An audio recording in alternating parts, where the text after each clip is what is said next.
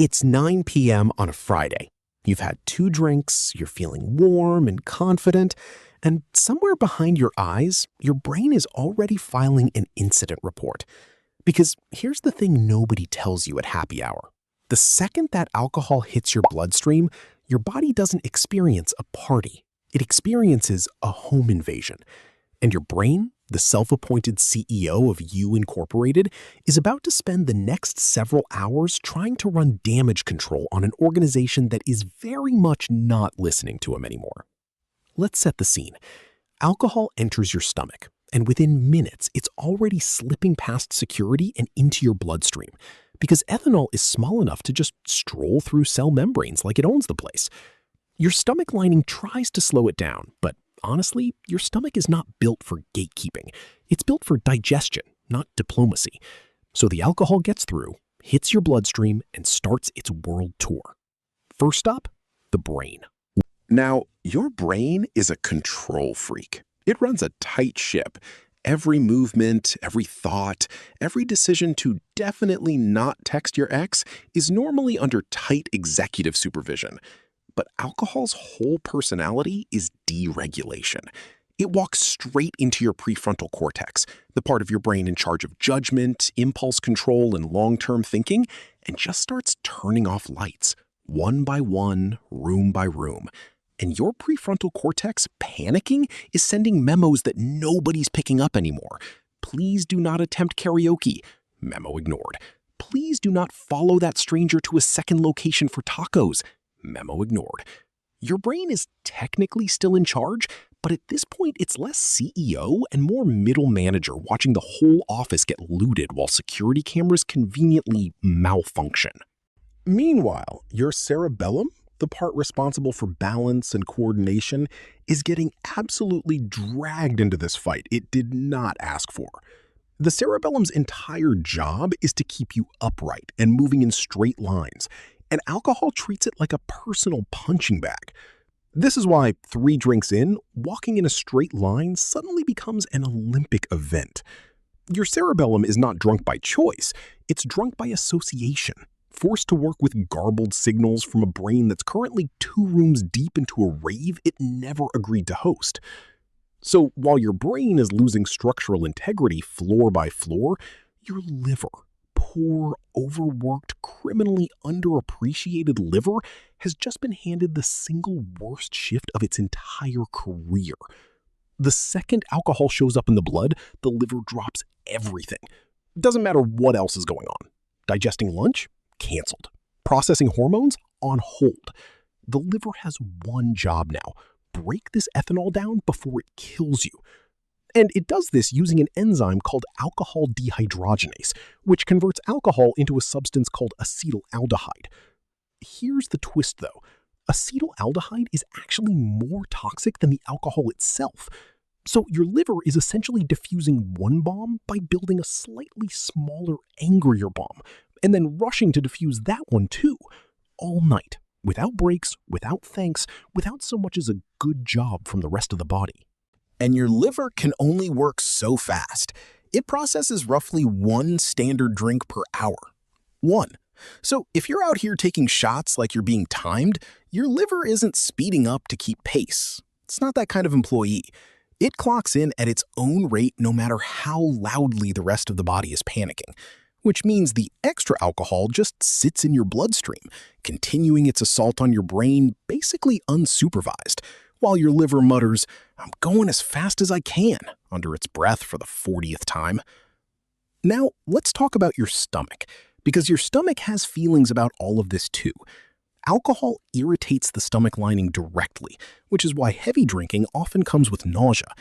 Your stomach is trying to send a very clear, very reasonable message up the chain. This substance is bad. We should get rid of it. But your brain, ironically, is the one who decides whether that message becomes action. There's a part of your brainstem called the chemoreceptor trigger zone that detects toxins in the blood and can trigger vomiting. So when your brain finally gets the memo from downstairs, it makes an executive decision, and suddenly you and the bathroom floor are becoming very well acquainted. It's not personal. It's just your stomach and brainstem unionizing against your poor life choices, and forcing a very public, very undignified resolution. Then there's your kidneys, who at this point are just done. Alcohol suppresses a hormone called vasopressin, which normally tells your kidneys to hold on to water. With vasopressin muted, your kidneys stop reabsorbing fluid and start producing way more urine than usual. This is why you can drink a modest few beers and somehow still end up dehydrated. You're not just losing the liquid you drank, you're losing extra on top of it. Your kidneys aren't trying to sabotage you. They're just following orders from a hormonal system that alcohol has bribed into compliance. And this is exactly how you wake up the next morning with a headache that feels like it was custom built by a contractor with a grudge. Because your dehydrated brain has literally shrunk slightly and pulled away from the skull, tugging on the pain-sensitive membranes surrounding it. Your heart's been quietly dealing with its own drama this entire time too.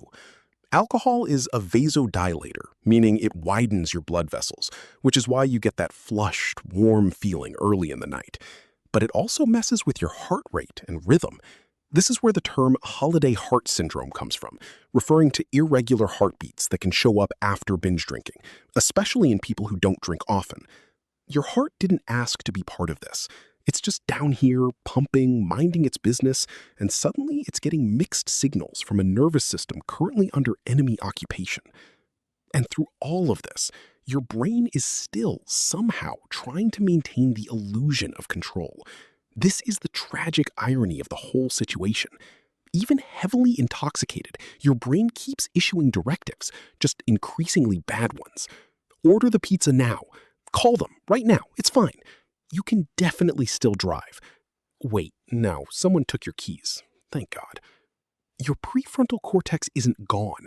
It's just critically understaffed, running the building on a skeleton crew while alcohol wanders the halls, turning off the alarms one at a time. Speaking of the morning after, let's talk about the hangover itself, because this is where the ceasefire negotiations completely collapse.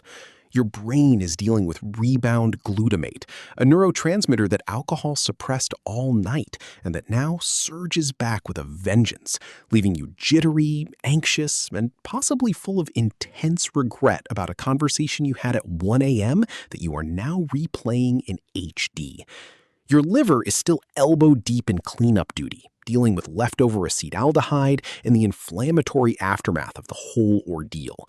Your stomach lining is inflamed and irritated, your kidneys are still trying to rebalance your electrolytes, and your immune system, which alcohol also disrupts, has kicked into a low-grade inflammatory response, which is part of why you feel like you've been hit by a truck, rather than just, tired.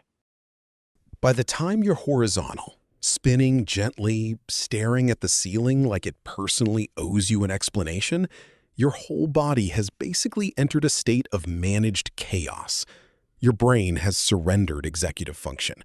Your liver is still grinding through metabolism like an exhausted intern at 3 a.m. Your stomach has already staged its protest. Your kidneys have quietly drained you like a sad little sponge. And your heart is just trying to keep the lights on for everybody. When you wake up and groan into your pillow, swearing you'll never drink again, know that this isn't just a headache. This is a full internal debrief. Every organ that got dragged into last night's chaos is currently filing its own version of events, and none of them are flattering to your brain. Your liver wants a raise. Your kidneys want a formal apology. Your stomach wants everyone to know it saw this coming.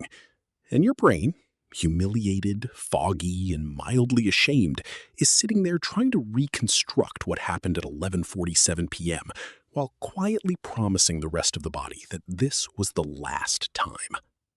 It wasn't the last time. It's never the last time. But hey, that's a beef for another video. So, who do you think comes out looking worse in this fight? Your brain or your liver? Drop your verdict in the comments.